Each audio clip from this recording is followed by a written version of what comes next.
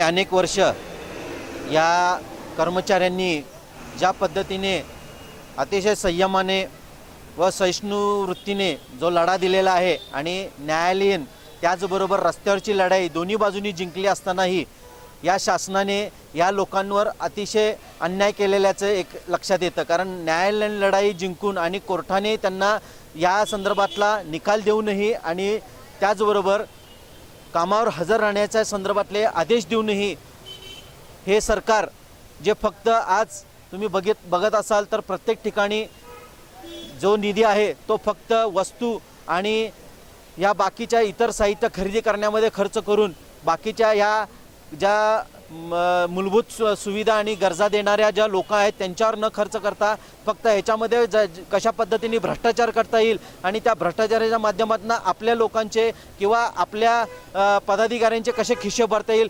एवढ्यावरच लक्ष केंद्रित करून काम करत असताना दिसत आहे। त्या म्हणूनच या लोकांच्या पाठीमागे कोण नाही असं समजून आज यांच्यावर अन्याय होताना दिसत आहे। एवढ्या सगळ्या प्रकारच्या लढाया जिंकल्या असतानाही यांना कुठल्याही प्रकारचा न्याय मिळत नाही आहे हे लक्षात आल्यावर महाराष्ट्र नवनिर्माण सेनेच्या रोजगार स्वयंरोजगार विभागाने इथे येऊन त्यांना पाठिंबा दर्शवलेला आहे आणि यापुढेही या लढ्यामध्ये यांच्याबरोबर आम्ही खांद्याला खांदा लावून मनसेच्या स्टाईलने यांच्यासाठी यांना न्याय मिळेपर्यंत या ह्याच्यामध्ये काम करणार आहोत। एवढं बोलून थांबतो। जय हिंद, जय महाराष्ट्र।